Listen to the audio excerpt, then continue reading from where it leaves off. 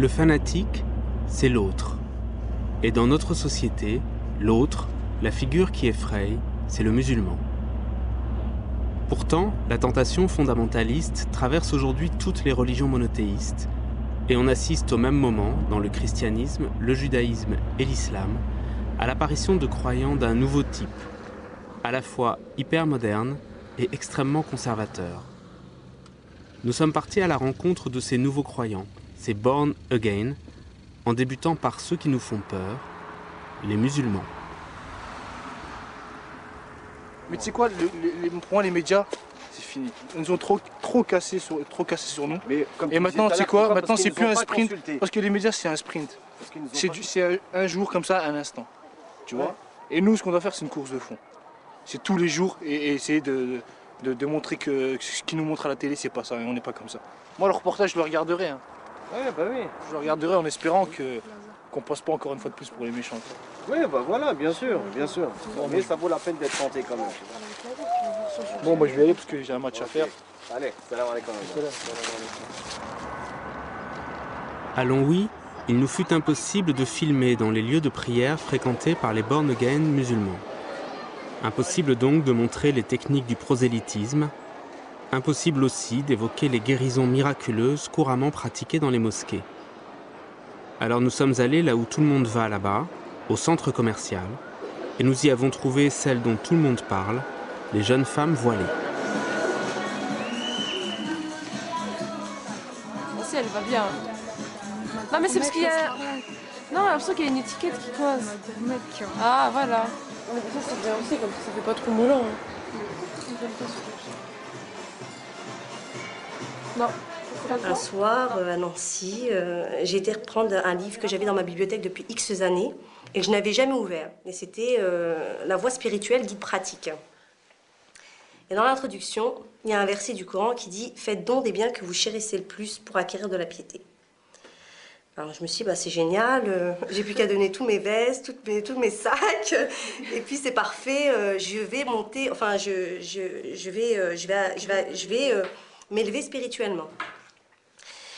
Et finalement, en discutant avec ma sœur, parce qu'il n'y a rien qui est faux hasard hein, dans notre vie, hein, finalement, en discutant avec ma petite sœur qui, elle, le porte, elle m'a dit, mais finalement, c'est pas tant à tes vestes attachées, c'est surtout à ton apparence. Et là, ça a été un déclic. Parce qu'effectivement, mon apparence, je savais qu'avec mon apparence, j'arrivais à avoir plein de choses. Et en mettant le voile, en portant le voile, je m'étais fait à tout ça. C'est-à-dire que ça a été plus difficile pour moi après de trouver un emploi, etc. Et on sait très bien que le physique a une importance majeure dans la société. Hein, donc du coup, eh ben, ça a été un déclic pour moi. Et vous savez, il y a, dans l'alchimie, je ne sais pas si vous l'avez lu, il est dit que l'univers tout entier concourt à la réalisation de ta légende personnelle. Donc du coup, moi, je l'ai pris pour un signe. Et de là, ben, en fait, j'ai décidé... Le lendemain, j'ai porté le voile. Vous êtes combien? Vous êtes combien? On est 10. Bon, ça vous dit pas d'aller à la caisse? Si. Oh, mes chaises. Mais alors vous, par exemple, des sœurs donc, qui sont voilées, vous avez l'impression qu'elles ont quelque chose de plus par rapport à vous? Comment vous le voyez? Oui, bien sûr qu'elles ont quelque chose de plus. Parce qu'elles elles ont le foulard, c'est écrit dans le Coran qu'elles doivent le mettre. Elles ont déjà fait quelque chose, un pas vers l'avant. Alors, voilà, alors que nous, on est en train de suivre en fait. Mais... Et en même temps, moi, par rapport à ma vision, par rapport à elle, j'ai pas l'impression d'avoir quelque chose de plus que elle, quoi. Dans le fond, en fait. Le truc du voile, c'est que c'est quelque chose d'extérieur, quoi. Mais le plus important, c'est l'intérieur. Et je pense qu'il y a sûrement des filles qui ne sont pas voilées, qui sont... Qui ont plus la foi que nous. Ah ouais, Après ça, Dieu seul sait ce qu'il y a dans les cœurs. Hein. Maintenant, on peut très bien... On trouve des filles qui mettent le foulard et puis que... Voilà, qui sont pas au top. Hein. Et puis on peut voir des personnes comme Kira et Amida qui sont pratiquantes. Et c'est vrai, quand on discute avec elles, on voit vraiment qu'elles ont un attachement profond à Dieu. Quoi. Et c'est pour ça qu'on sait qu'elles vont le mettre. C'est pas pour autant qu'on parle pas avec elles ou qu'on les renie ou qu'on leur bourre le crâne. Quoi. On leur a jamais forcé, même sa sœur qui est là, elle a jamais forcé sa sœur à mettre le foulard. Ouais, mais de toute façon, elle ne peut pas le forcer, c'est elle.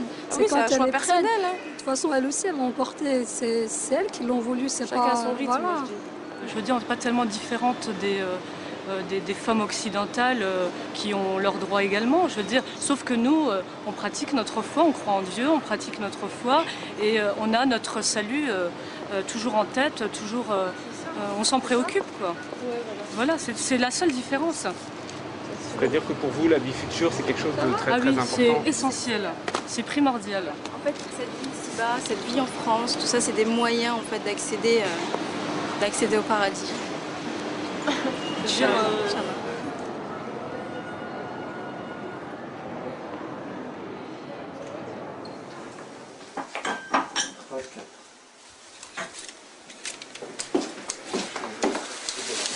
Attends, je vais chercher la cuillère. Je vais sortir juste les herbes, tu vois. C'est qu'on observe, c'est que les hommes, les jeunes hommes, quoi, se voient entre eux et qu'on ne voit pas tellement de rencontres avec des femmes. C'est pour obéir aussi à des prescriptions coraniques ou ça se fait comme ça? Non, on peut rencontrer des filles, je veux dire, voilà quoi. Mais bon, il y a des règles, hein. Et bon, nous, on essaie de respecter les règles. Hein. Les règles, c'est quoi? Les règles, c'est qu'il ne faut pas être seul. Dans une pièce avec une fille, maintenant, après, on peut se rencontrer dehors, on peut se rencontrer partout. Voilà. Nous, on essaie de respecter ça, même si c'est dur. C'est dur? Non, même si c'est pas... Enfin, c'est dur. C'est dur dans le sens où, à partir du moment où on veut le respecter, il y a une volonté, c'est plus très dur, puisqu'on le veut. Ça ne veut pas forcément dire qu'on va jamais se marier. Hein. C'est-à-dire qu'on peut, voilà, il y aura d'autres solutions, d'autres moyens pour justement trouver le mari. Quoi. Ça ne veut pas dire que... Comment, par exemple? Ah, mais ça, c'est Dieu qui décide. Ça, c'est des petits moyens. C'est-à-dire que pour moi, on peut très bien. Moi, il y a comme un frère qui la voit. Bon, maintenant, il peut regarder. Puis après, il va directement voir les parents de la personne ou le frère pour pouvoir avoir un lien. Quoi. Ça se fait jamais en cachette. Ça se fait jamais tête à tête. Parce que tête à tête, il y a toujours le diable qui arrive derrière, donc c'est pas bon. Et c'est pour ça qu'avoir une troisième personne, c'est mieux. Encore un truc aussi par rapport à... non, c'est par rapport à... Comment dirais-je? À l'image de la femme dans cette société. Je disais parce que bon, là, juste au-dessus de vous, il y a des publicités où donc il y a le corps de la femme. Il se trouve que c'est là et que de toute façon, c'est omniprésent. Enfin, je veux dire... On va dans un arrêt de bus, on le trouve, qui s'ouvre les gros faces. Je pense que ça ne choque pas que les musulmans, de toute façon. Il y a des gens qui ont des valeurs pour qui ça choque. Voilà. Hein. Ça ne nous choque pas que nous. Hein. Ouais. Je veux dire, cette femme est prisonnière quoi, de ce qu'elle fait. Quoi.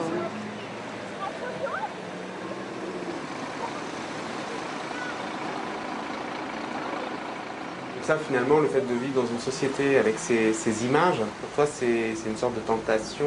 Ça rend les choses plus difficiles pour vivre sa religion ou... Ça rend les choses plus difficiles, mais du moment que je ne me sépare pas avec le rappel de Dieu, je crois que je suis beaucoup plus fort. Plus je délaisse le rappel de Dieu, et plus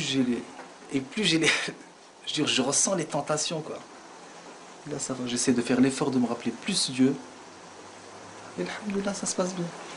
Je veux dire, les périodes où j'ai eu des soucis comme ça, où j'ai eu des pulsions, c'est vrai que j'avais délaissé Dieu. Et alhamdoulilah, je me sens mieux, je me suis retrouvé quelque part. Allahu Akbar.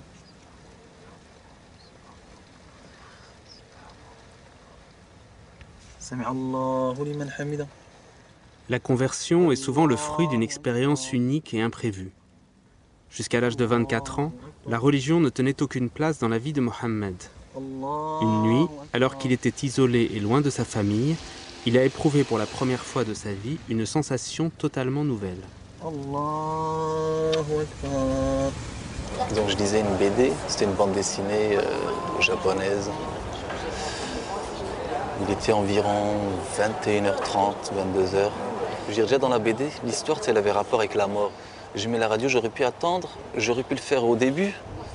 Je bregue la station, la première station, j'entends « Ouais, le jeune Comorien qui est mort ». Après, je me suis levé, je me suis dit « Ouais, je vais essayer de m'enlever ces idées et tout. Qu'est-ce qui m'arrive ?» Je suis parti devant le miroir et je me regardais. Je me disais « Ouais, qu'est-ce qui t'arrive, Mohamed ? Ouais, peut-être que tu stresses, ça va pas, etc. » et tout. Et en fait, la voix, elle n'arrêtait pas de me dire, comme si elle voulait me mettre devant un fait. Elle voulait me parler de la mort. En tous les cas, c'était la mort. Et je sais pas, c'était bizarre aussi le soir là et tout. Il y avait un silence comme j'ai jamais entendu un silence comme celui-là. Un silence comme si j'étais dans l'espace. Ça m'a fait peur, l'univers, tout ça, l'infini, comme ça, je me suis senti tout petit, tout petit. Mais du coup, je me suis mis sur mon lit, dans la position du fœtus. Je voulais que mes parents soient à côté de moi, me prennent dans leurs bras et tout. Je me suis mis allongé sur le côté et tout. Et là, j'ai commencé à m'en remettre à Dieu. Je dis, en fait, il y a un Dieu. J'ai prononcé l'attestation de foi. Donc, La ilaha illallah, Muhammad Rasulullah. Il n'y a de Dieu qu'Allah, Muhammad est le prophète d'Allah. Donc, je me suis mélangé sur le côté droit, avec l'index, bien sûr. Et je me suis remis à Dieu, quoi. Il y a un Dieu, personne ne peut me le changer. Tu peux m'apporter des milliards et des milliards et des milliards d'euros. Je ne peux pas renoncer à cette foi, je peux pas... Il y a un Dieu, tu ne peux pas me le changer, ça. Ça y est, c'est ancré en moi et tout, c'était la vérité, en fait. Et je crois que tout le monde l'a en soi. Je m'appelle Mohamed, j'ai 35 ans, je suis marié, j'ai 2 enfants. Et je suis aussi un peu un ancien toxicomane. J'ai vécu une adolescence un peu perturbée. Et un jour, tout s'est écroulé autour de moi. J'avais des problèmes avec ma copine, j'avais des problèmes avec mes amis. Et je me suis retrouvé là, en pleine détresse. Et on m'a offert une Bible. Et suite à ça, j'ai découvert dans la Bible, dans la parole, les paroles de Jésus. Et c'est ces paroles-là qui m'ont transformé, parce que j'aimais lire sa parole, j'aimais lire tout ce qui me parlait, ces paroles même. Et c'est ça qui a transformé ma vie. Il m'a libéré de la drogue et maintenant je suis heureux, quoi. Voilà. Merci. Comme Mohamed, de plus en plus de musulmans se convertissent au christianisme évangélique. De l'autre côté, de nombreux chrétiens prennent le chemin de l'islam. Rachel s'est convertie il y a 5 ans.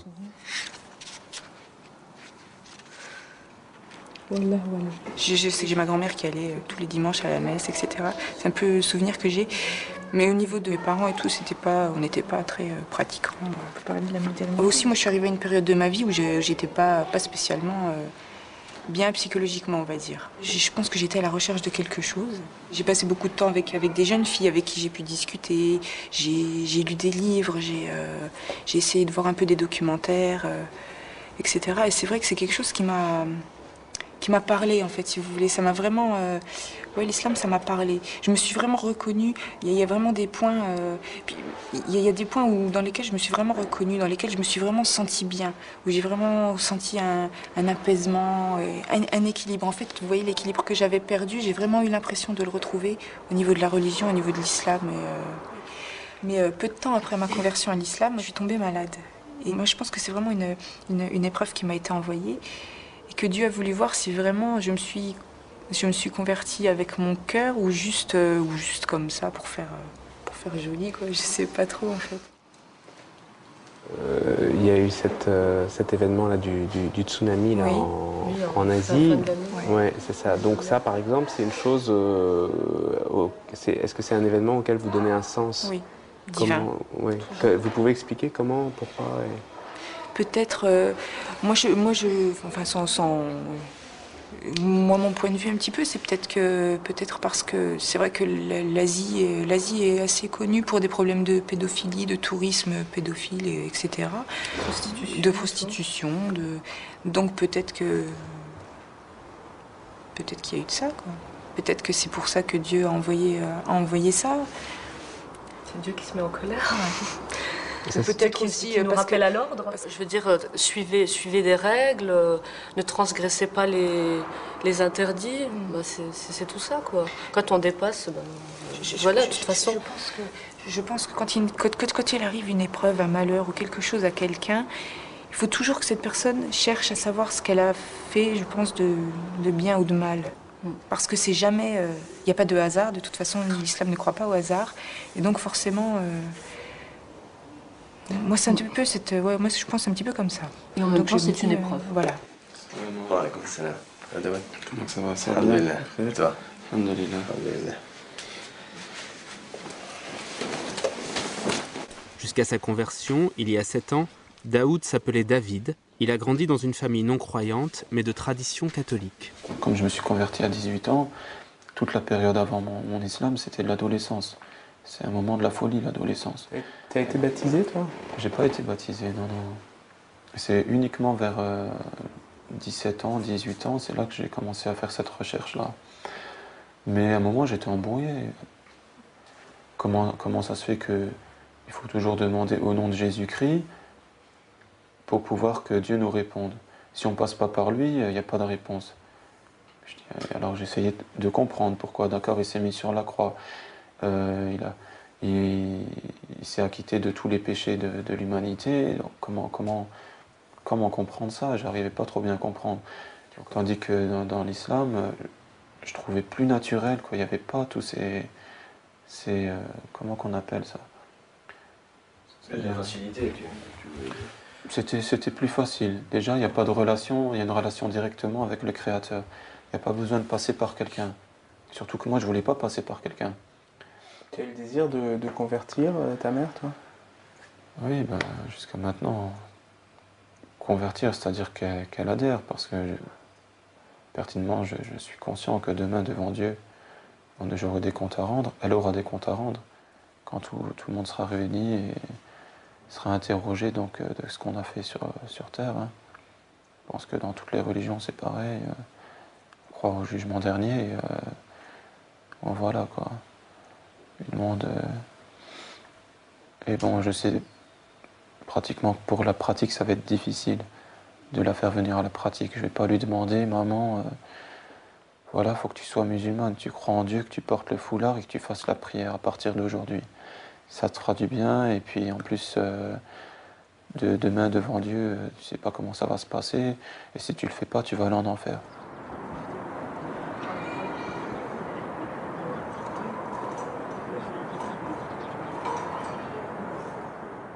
Moi, personnellement, donc j'étais professeur d'anglais. Et comme j'ai choisi de porter le voile, j'ai préféré miser sur mon salut que sur ma carrière. Voilà, ben, j'ai choisi d'arrêter. Voilà, racontez-nous ça, comment ça s'est passé? Ben, ça se passe en ce moment d'ailleurs. La procédure est en cours. Et voilà, je devais reprendre mon travail ce mois dernier. Et je leur ai dit que je n'enlevais pas le voile pour aller travailler, que c'était un choix personnel et bien réfléchi, que c'était une des décisions les plus difficiles que j'ai eu à prendre dans ma vie, mais que je ne regrette pas mon choix. Voilà, que je préfère mon salut, c'est plus important pour moi.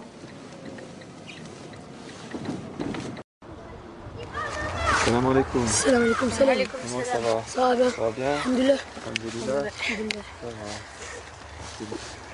Vous êtes des musulmans? Oui. Tous? Tous. Et donc si vous êtes des musulmans, vous faites tous la prière alors? Pratiquement, hein. Oui. Ouais. Le ramadan, pareil? Oui, le ramadan, tout ça. Ouais. Comportement à l'école, comment que ça se passe? Vous respectez, c'est pas tous d'être musulmans? Non, on se respecte. Entre tout le monde, tout le monde. Français. Ouais, même. Il y en a qui se convertissent, il y en a qui veulent se convertir à l'islam. Ouais. Comment ça se fait qu'ils se convertissent à l'islam s'ils ont leur religion? Bon, ben, c'est peut-être parce qu'ils préfèrent la religion islam que la religion. Ouais. Et vous, en tant que chrétien, vous pensez quoi de la religion? Bah, la religion. En tant que chrétien, on trouve que la religion musulmane elle est belle. Vous avez un bon exemple chez vos copains de la religion? Ouais, parce que ils aiment bien leur religion. Ouais. Puis ils aiment bien leur religion, je sais pas comment dire. Il y a beaucoup de musulmans maintenant, je veux dire, on entend salam alaikum partout. Si maintenant vous filmez la salle des sports qui font un foot, l'autre il le tacle. Astaghfirullah, excuse-moi, smahli ma'alish. Avant c'était t'entends des fils de machin, qu'est-ce que tu m'as fait, je vais te casser ta... Maintenant c'est un peu plus cordial comme ça. C'est-à-dire qu'en fait le langage religieux a remplacé les jurons, quoi, les gros mots? Un petit peu, pas pour tout le monde, mais pour ceux qui sont dans la pratique. Ouais. Ouais. Ok, il y a du changement, quoi. Et on le voit par rapport à... Je veux dire, les jeunes qui grandissent maintenant, ils ont des grands exemples. Ils me voient moi, ils voient Amor, ils voient des autres musulmans, ils se disent... ils prennent exemple, ils prennent référence, tandis que nous, quand on a grandi, on n'avait pas ça. Les références, c'était... Ils sont en prison, ils sont là en train de voler des voitures, donc on n'a pas les bonnes références. Tandis que maintenant, il y a une référence. Quoi. Les plus petits qui sont là, ils prennent référence sur lui. Donc ça va de l'avant. Il y a la génération qui vient, je pense qu'elle a un modèle à suivre.